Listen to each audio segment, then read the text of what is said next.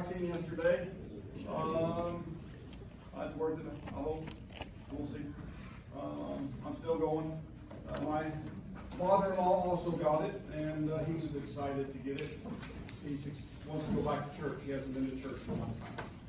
And because his church mates don't wear masks, and so he's in his 80s and feels that that's too big a risk. So, anyways, we went together, father-in-law, son-in-law, had an afternoon, got our shots. Was that your first dose or second? Do what? Was that your first dose? Okay. Yeah, I've still got another one in 21 days. Anyway, and obviously we've had conversations about that. It is noticeable, I mean hugely noticeable, the new infection rate is just, I mean that curve is going straight down right now. Guys, it's amazing. In my opinion anyway. We had the Christmas surge, but we're coming off faster than I ever believed it would. I thought it would more, kind of flatten, and it just went over the hump and is coming straight down. Maybe we have reached some herd immunity, which would be great. And so if we can see those continue to go down. Do you guys like it when I talk about this? Or I feel like it's part of our lives. It affects us literally every day. And I'm with you guys. I can't wait to get rid of these things so I can see your smiling faces. Right? Seriously.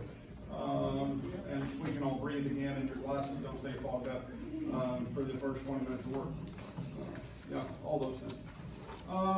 Housekeeping. If you go to Campus Web, I'll go there and show you a couple things that I have put up just to make sure that you know where they're at. But if you go to handouts, and you go down to, and these just go in randomly. I can't change the order of them with the units. And so between unit 1 and 2 are 3 practice tests. Okay?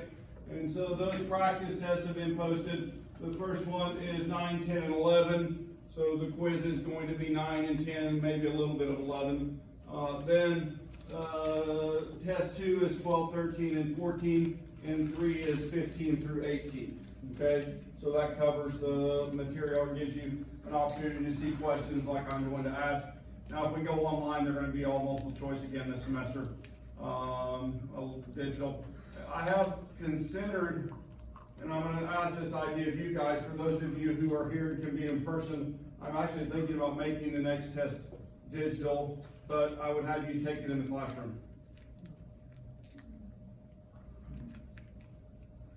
What do you think? And then that way for my quarantine people, they can take it during the same hour. Right? And that's what I'm thinking about doing. I know that would limit the ability to look up all the answers as you're doing it. That's my intention.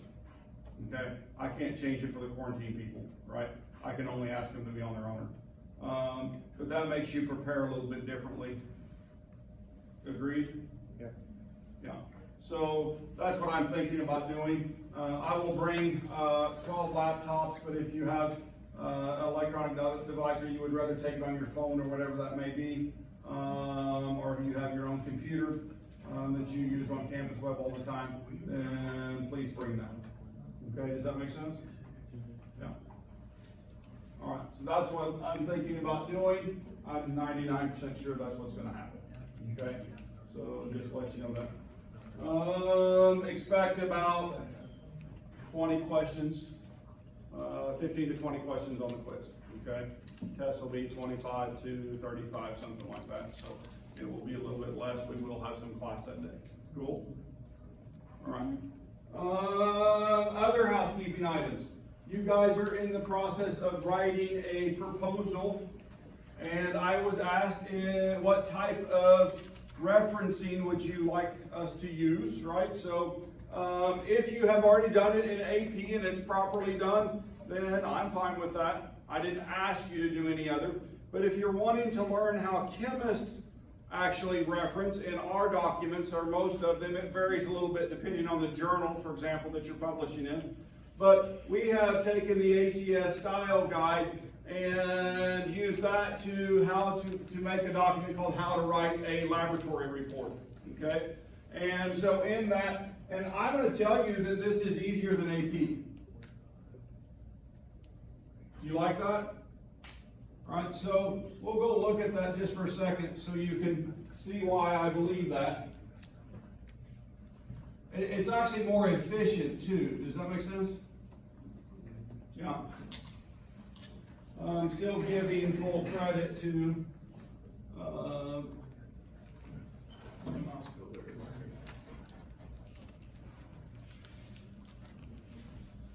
right, can you guys read that? Yeah. Better? All right, so we're going to go down. This actually has the abstracts and the introduction, everything. Down towards the bottom half of the document is referencing.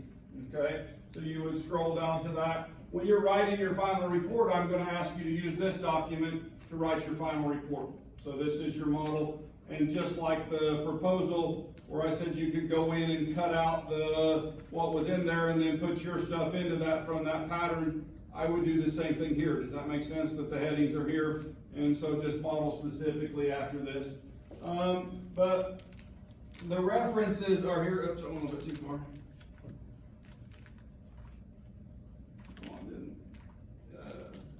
So here's where it begins. References. In-text citation.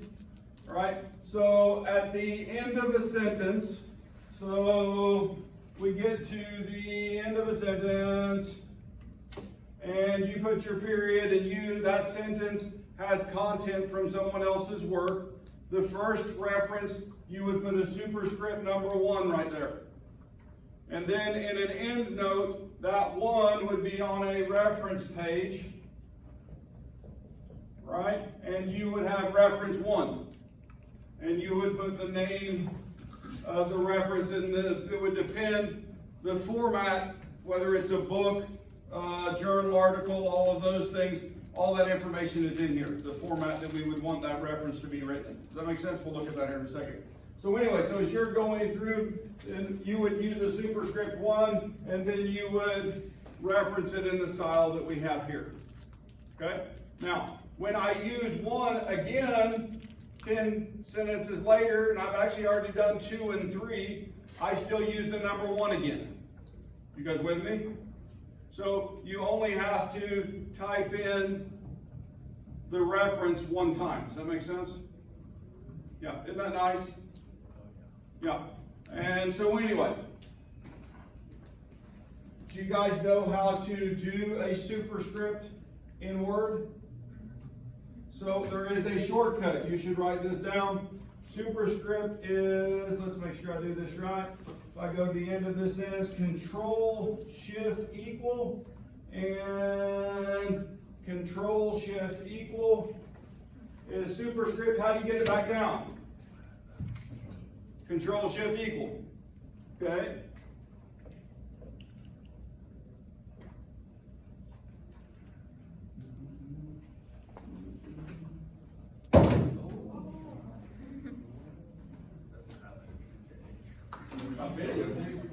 I'm sending that to my daughter.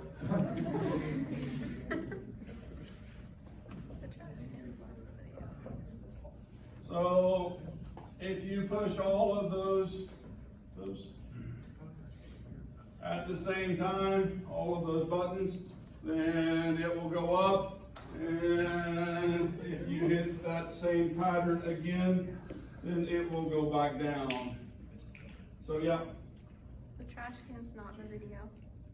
Do what? The trash can's not in the video. You only got your drawing board. Oh, thanks for ruining that for me. At least I wouldn't, I would figure it out when I got there.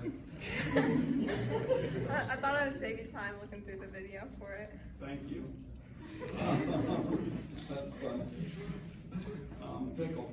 Another one, if you want to know how to subscript while you're typing, it's really useful, right? Is Control Equal. Okay, so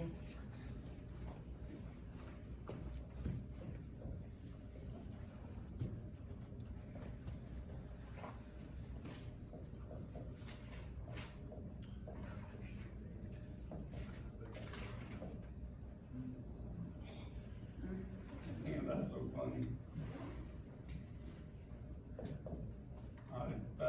T, not a plus right there. You guys get that? No.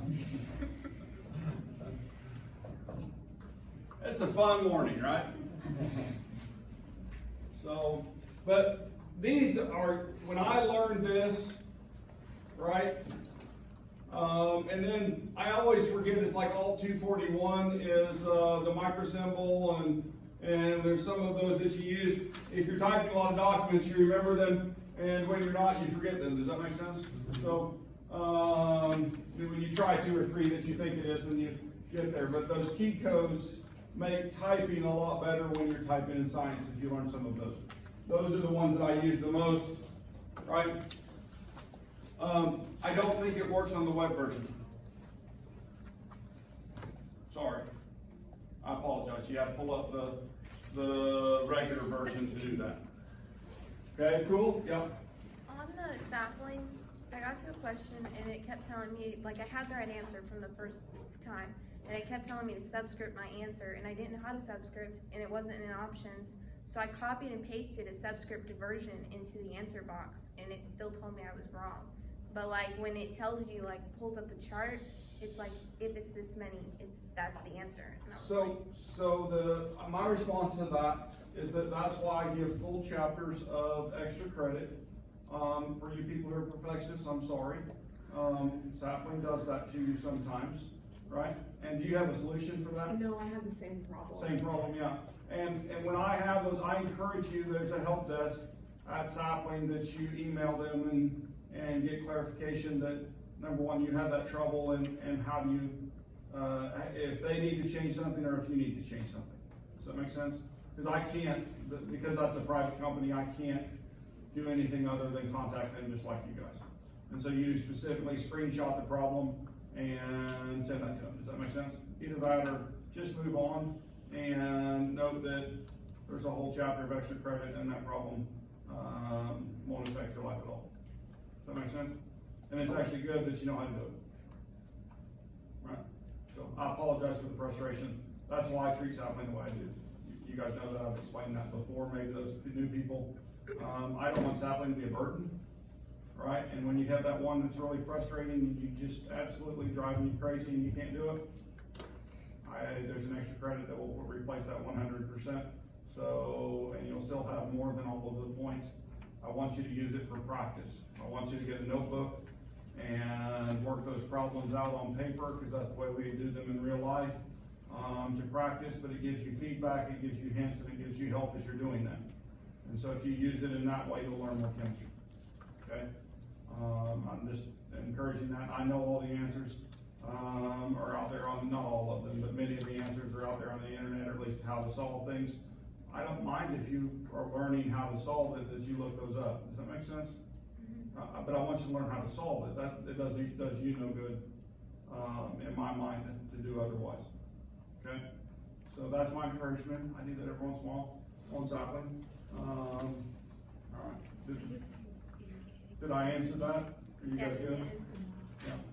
So back to the citation. The references are listed in numerical order as they're cited. All right. And bold heading, and then the guide. Right. So this is from the ACS Style Guide, a manual for authors and editors. This was the second edition when this was written. I think it's come up a little bit since then, but most of this remains very constant. But if you have a journal, you would have the author of the article, right? If there's more than one, you would list them as they're listed on the journal, and the title of the article, the journal abbreviation, and there's a list of those that you can look up online, and the volume, and what pages you used of that volume.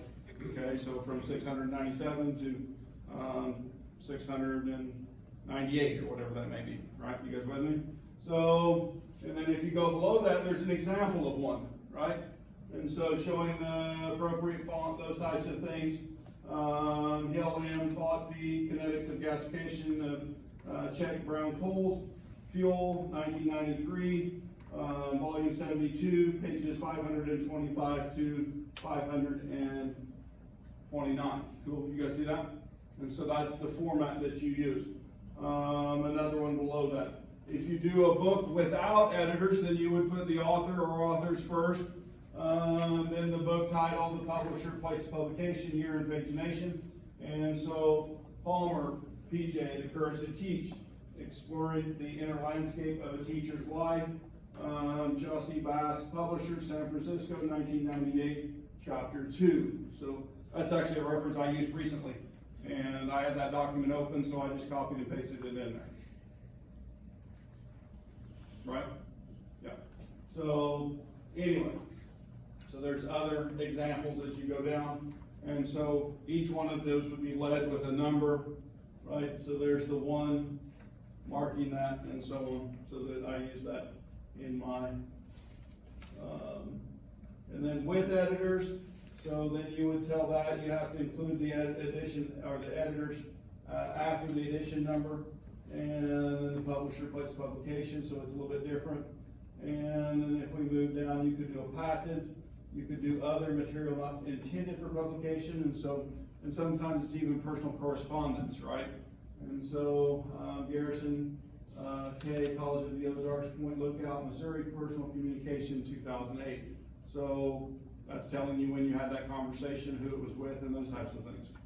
The lab handout would fit into this category as unpublished work, right?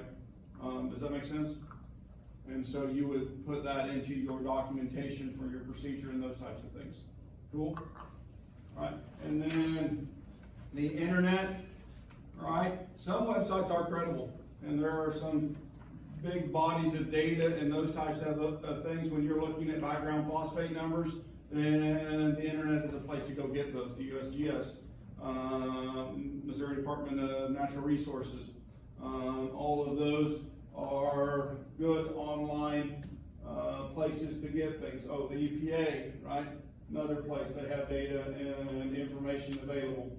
And so even Wikipedia, right, if you use it, you need to reference it? Absolutely, okay? I would prefer that you didn't, okay? I'll just say it out loud, but if you have no other choice, and that's what you use, then use it and appropriately give credit to the author. Does that make sense? All right.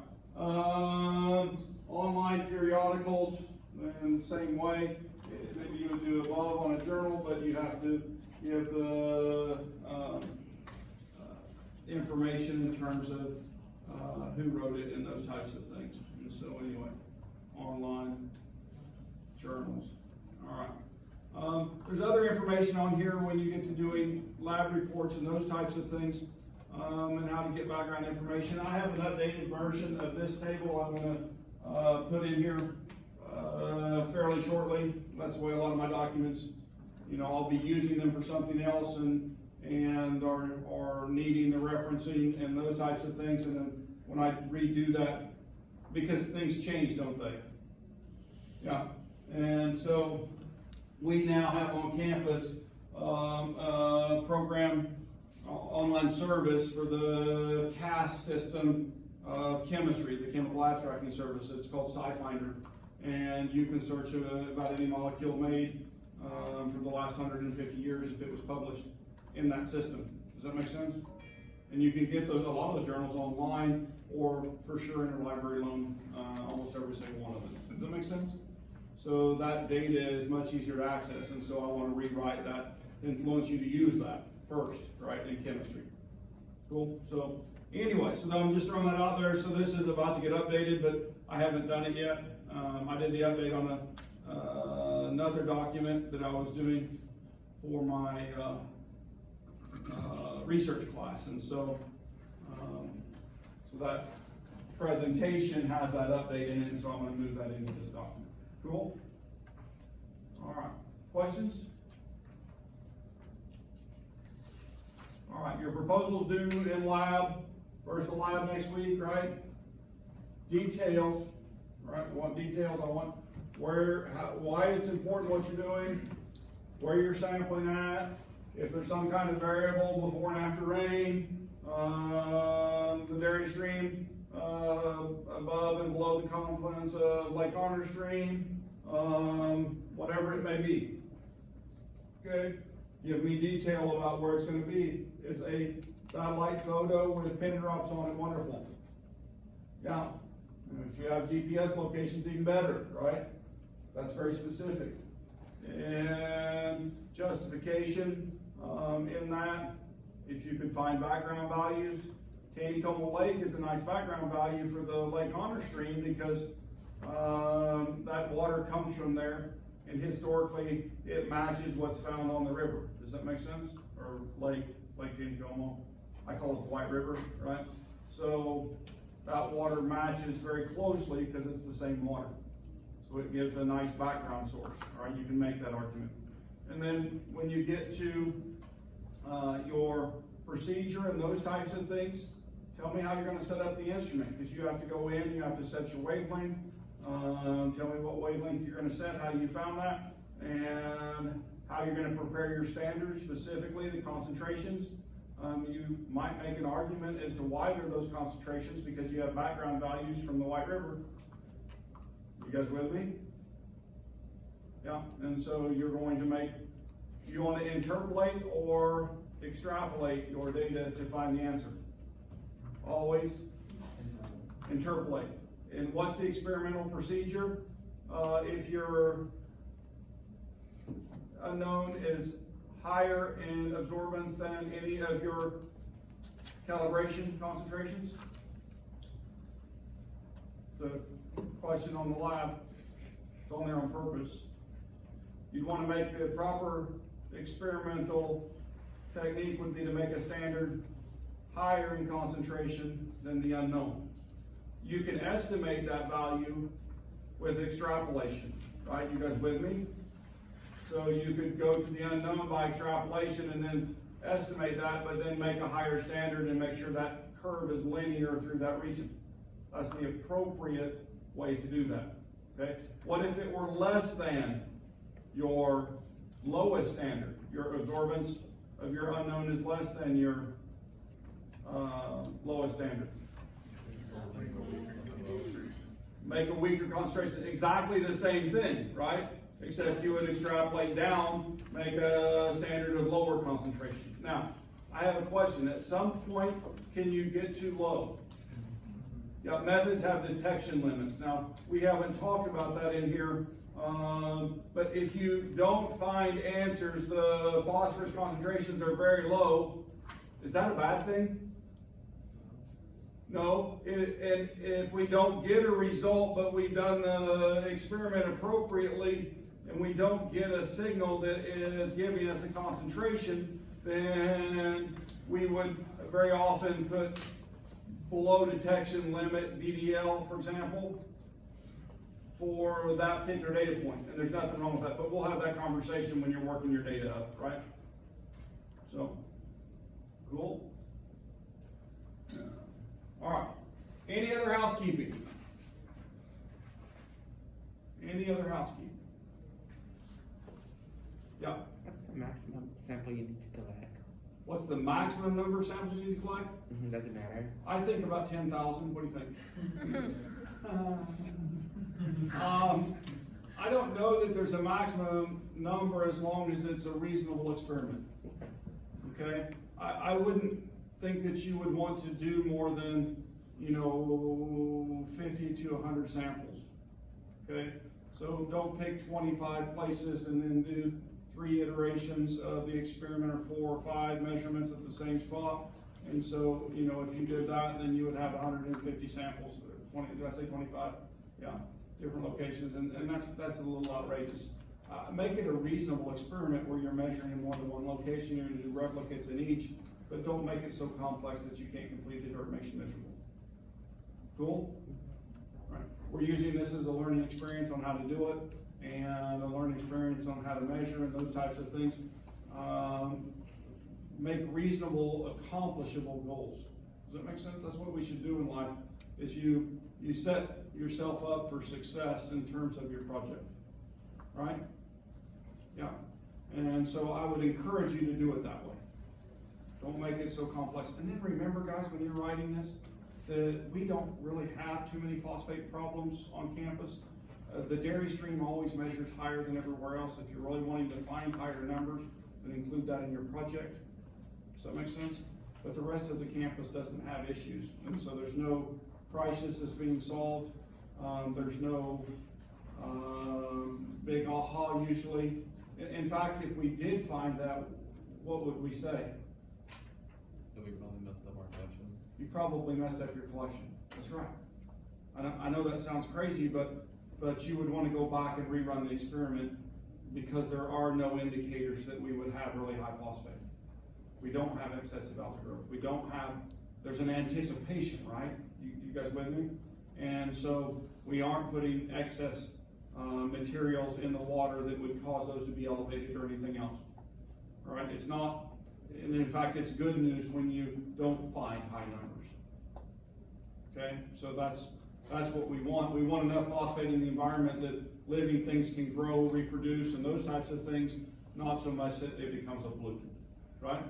And so we want that balance. That's normally what we find, because if we don't, well, there's people like the EPA, DNR, that come in and look at your system and say, why is that happening? You guys with me? And then what they do? They make you change it, right?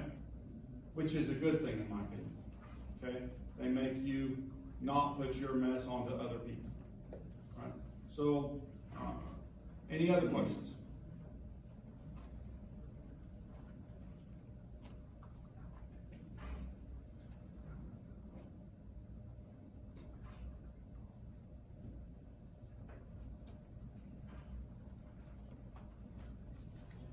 Last time we were talking about pollution, okay? And I want to talk a little bit about air pollution in this fashion. There was a set of molecules. We were talking about ozone formation yesterday, and then we kind of skipped down, talking about smog, and we talked about some of the deaths that occurred that brought about the first Clean Air Act. Our Clean Air Act here in the U.S. came around in the early 1970s. Okay, so that was, it took us another 20 years to get to the place that the people of the British Isles had arrived at before us, right? Great Britain. And so, anyway, and those reactions on the top of this page are smog formation reactions. But I want to talk about the reaction on the bottom of this page, okay? Now, we've talked about the atmosphere, right? And we've talked about the Earth, right? So here's our Earth. And we live down here in this very narrow layer called the troposphere, right? And so this is where all our mountains are and all those things. And we fly our jet airplanes and we drive our cars. And above that are more layers, right? But I want to talk about the stratosphere. Now, we don't live there, okay? We can't survive there because of our fragile nature, right? There's not enough pressure there for us to breathe.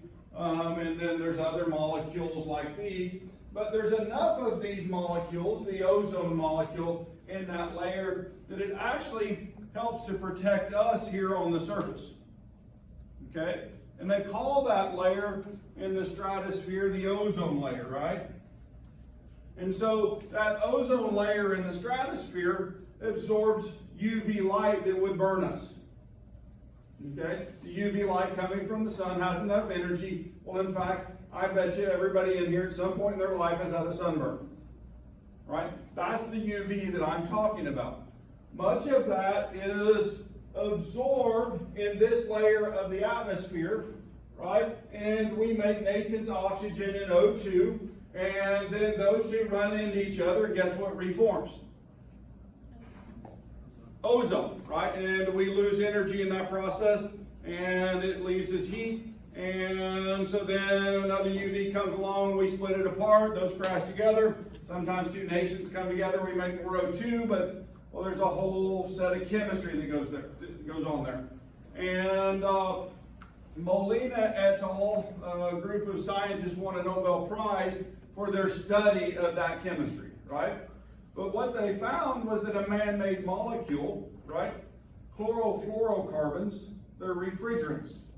Now these are wonderful molecules. They came out of the industrial age, and one of the more popular refrigerants before chlorofluorocarbons was ammonia. right?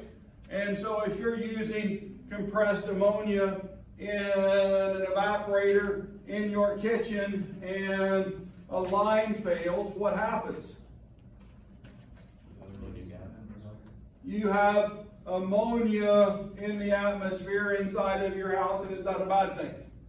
Yes, it is. It's very hard on your lungs. Okay, you guys with me?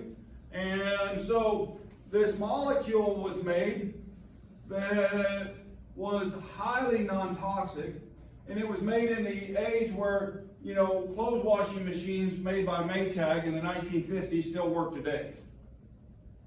You guys know that, right? They built everything to last forever. This molecule was super stable, right? Or the molecules, there's more than one of them. They are super stable, and so they last forever, and non-toxic.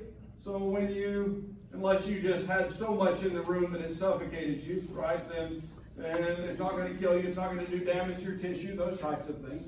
And so this molecule was made. And now, over time, we've used so much of this molecule that it escaped into the atmosphere, right? Someone changing out a refrigerator or a pump on a refrigerator or air conditioning system or whatever that may be, hooking those up and getting them operating. So there's always some that was being lost, right? And I remember the farm tractors in the 80s that I had, and keeping the air conditioner compressors running on those was so hard. The vibration, the dust and the dirt and all of those things. About every other year you'd have to put a new compressor pump onto the tractor, right? Literally. And we just let it into the atmosphere. I admit to that, right? That was the common practice. You didn't capture back then. Okay, at least you didn't on the farm. Put your new compressor on, you charge it up, and you go 2 more years. Okay? So that was common practice. I didn't know this chemistry. Okay? I was uneducated. That's the word I'm going to use. Is that okay? Right? We now know this chemistry, and what they found was that those chlorofluorocarbons came in and they captured that molecule. In fact, catalyzed a process in which the ozone didn't reform. And it actually made this huge hole in our ozone layer. It has a tendency to stay at the South Pole, which is a good thing for us, isn't it? Right? But it's diminished worldwide. It actually, there is recorded growth of the ozone, and the hole diminished. It was not recordable. I think it was last year. Okay? Does that make sense? So that layer is now regenerating. What did we change? We don't use the chlorofluorocarbons that last forever. Okay? We don't use molecules that can bounce around in the atmosphere and the troposphere, ultimately end up in the stratosphere and be stable enough to make that happen anymore. So this is a global problem that we had from a molecule we use in refrigeration. It's crazy, isn't it? Right? So you should be aware of that. Mankind, there's enough of us now, globally, that we can change the chemistry of something as big as the atmosphere. Sometimes even in a level that we don't live in. Right? Now, that's different. We want ozone here, right? We don't want ozone down here. Okay? So the ozone layer is good. Ozone in the troposphere is bad. All right? Cool? You guys with me? All right.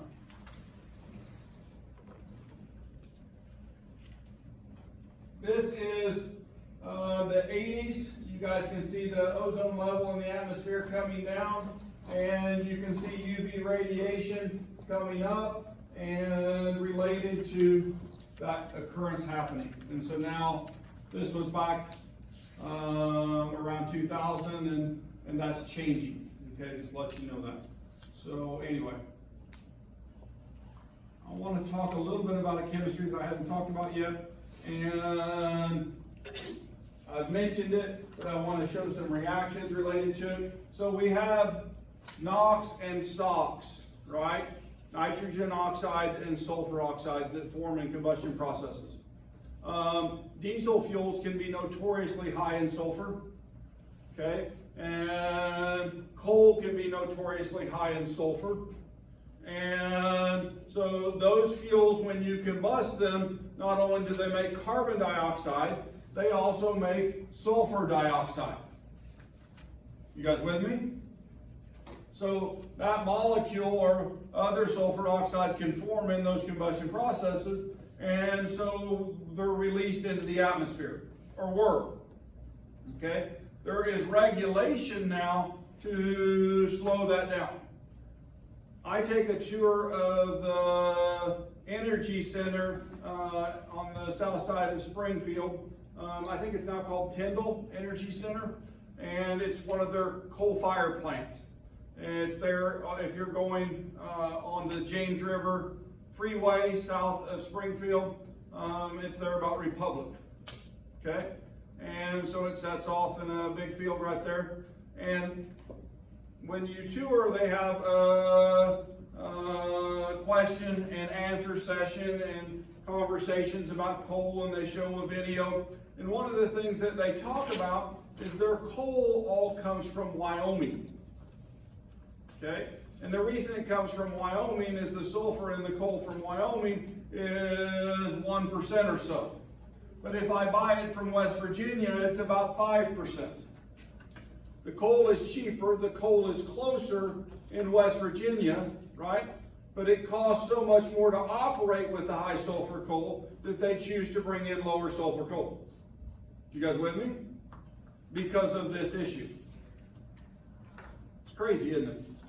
So you guys should be aware of that. That's the reason when you're deciding the sulfur oxides, well, why are they bad? I guess I should ask that.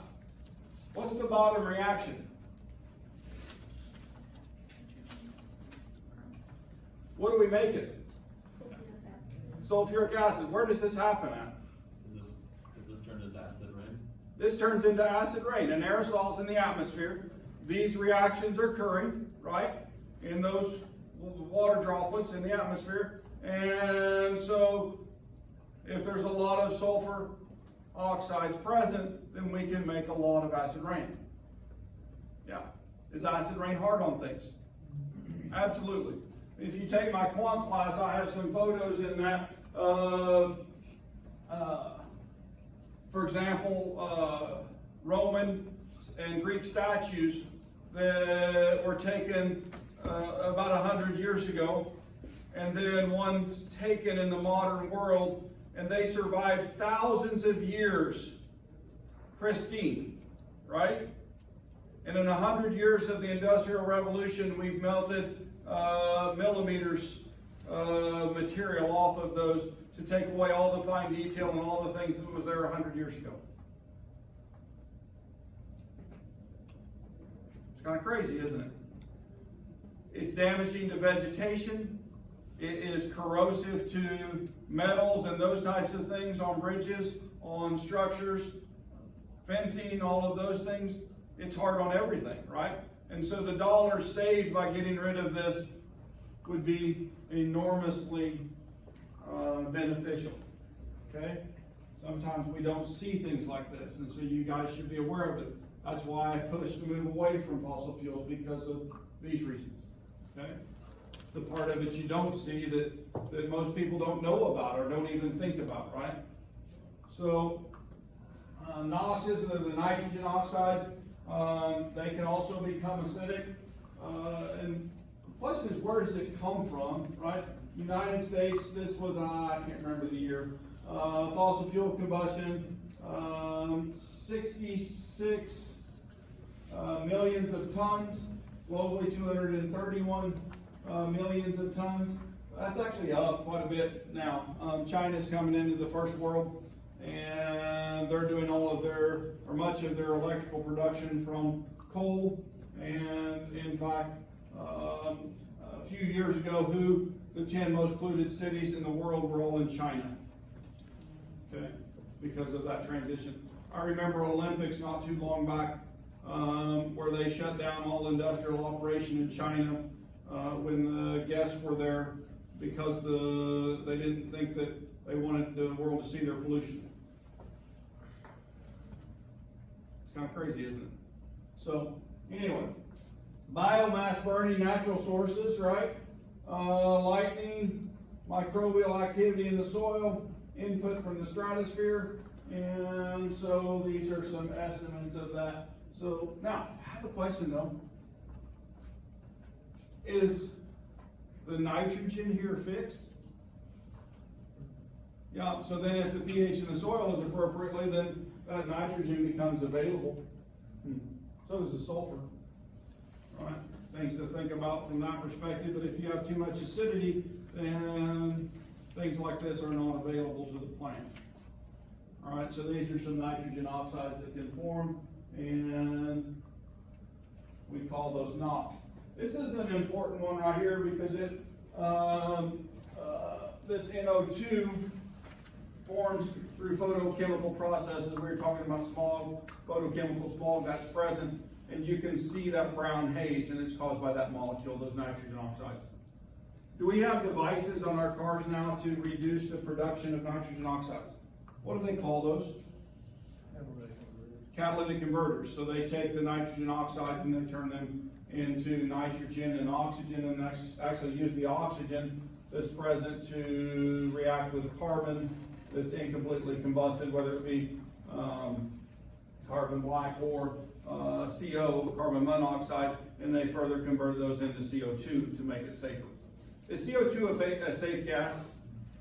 Absolutely, okay? It's a gas that we make in our respiration process. It's non-toxic, those types of things. And so it's really not a bad gas until you get so much of it, you're changing the temperature of the globe. Interesting thought. So anyway, acid rain, anything more acidic than 5.6, which is the acidity of carbonic acid. Where does the carbonic acid come from? CO2. So influenced by nitrogen and sulfur oxide emissions from burning fossil fuels. All right. So there's other pollutants that we haven't talked about. For example, particulate matter 10 and 2.5, and those are produced by mankind's activities in a lot of different ways. And carbon monoxide and volatile organic compounds. And so those are other things. There's a whole list of primary pollutants that we can talk about. And so there's that brown haze. That brown that you see in the atmosphere is nitrogen oxide and NO2. Cool? Yeah. All right. A good thing, now this is an old graph I need to update, but this trend continues. This is at 1990. The Clean Air Act started early 1970s. What do you guys see? Does regulation make a difference? Right. That's the power of the slide, isn't it? All right. Do regulations cost money? Does it make your power higher? It does. Okay, I want you to know that. I'm not blind to that fact, but there's some things that are worth paying for. Okay? The other things caused by acid rain are much more expensive, especially when we start talking about human health and those types of things. Much, much more expensive than cleaning the air. All right? Deferred cost. And so this is 7 of the 10 worst air quality cities. I need to look at that again and see if that's still the case. The Chinese are supposedly working on some of their stuff to make it better. Okay? So we'll see. And will this change over time? Yeah. So realize that. I'm just glad the Chinese stepped in and took over that from the United States.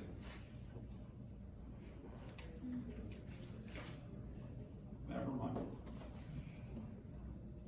Photochemical smog cartoon. This is your textbook, so it just shows some of the chemistry that's going on, and it really makes cars look bad, right? Your book talks about a couple different things that we could use. Methane for one, as a alternate fuel source, which would work, but it's still a hydrocarbon, isn't it? It would be cleaner than some of the other hydrocarbons, so that is an option. We could use hydrogen, right? What's the byproduct if we use hydrogen combustion? What's the byproduct? water. So we would have gaseous water that would just condense out as rain. And so if we could do it in that fashion, then that would be an opportunity. What's the problem with hydrogen? Have you ever heard of the Hindenburg? The Hindenburg. There's a lot of fear of it because of the Hindenburg, right? But you realize that was an atmospheric condition that caused that. Just like rubbing balloons together, right? You stripped electrons, and they stripped enough electrons that they believe a charge buildup occurred. And then when that discharged, the spark ignited the hydrogen. Okay? So there would have been ways to prevent that if they had designed it in that way. Now, that does, I mean, hydrogen actually goes away. It goes through stuff that it's more permeable and leaves rooms and those types of things because of its density. Okay? So, in that way, it's actually safer than some things that might accumulate in low areas because they're heavy and dense. Does that make sense? Then the big thing is storage. The density of gaseous hydrogen is not, you can't get the fuel density to carry enough fuel to go a long ways. Okay? Unless you change the efficiency. Yeah. If the hydrogen would just go up into the atmosphere like we currently have the problem with, wouldn't the hydrogen bond to the oxygen in the ozone layer and keep ozone from happening in the same way that? If enough of it, I guess, went there, but we have hydrogen in our atmosphere all the time. And I don't know that affects that chemistry. The problem is that the chlorofluorocarbons actually catalyze the destruction of it. So they remain where if one hydrogen molecule reacts, then that hydrogen molecule is gone and won't do it again. Right? Does that make sense? Yeah. I think that would be a better choice than many things. Okay? And the availability of it is there. But right now, where's the primary source of hydrogen gas? Anybody know? Fossil fuel industry. Okay? So you're still in the fossil fuels. So, but I think maybe if that's combined with the new electric vehicles and you put in a hydrogen fuel cell, so when you run out of electricity that you can kick that on to get those few miles to get to a charging station. Does that make sense? So a hybrid vehicle, but using hydrogen as a backup instead of using fuel, or you could use a renewable like alcohols. And so you could make those from biomass, and so then your carbon footprint is neutral. Does that make sense? As long as we can process those alcohols with some sort of green energy, such as windmill or solar or those types of things. But now you start arguing the manufacture of the solar panels, the materials that they have to mine to get those, the lithium for the batteries to store electricity in, all of those things. Well, what about that? Well, those are only one-time process to get something that lasts over multiple years, where the combustion of fossil fuels has to occur every day for us to move. Okay, so the net gain would be there. Yes, they're still dirty in those ways. Okay, so we work towards being better, being cleaner, and recycling those types of things. Well, I really thought I would finish this chapter in about 5 minutes, and it is now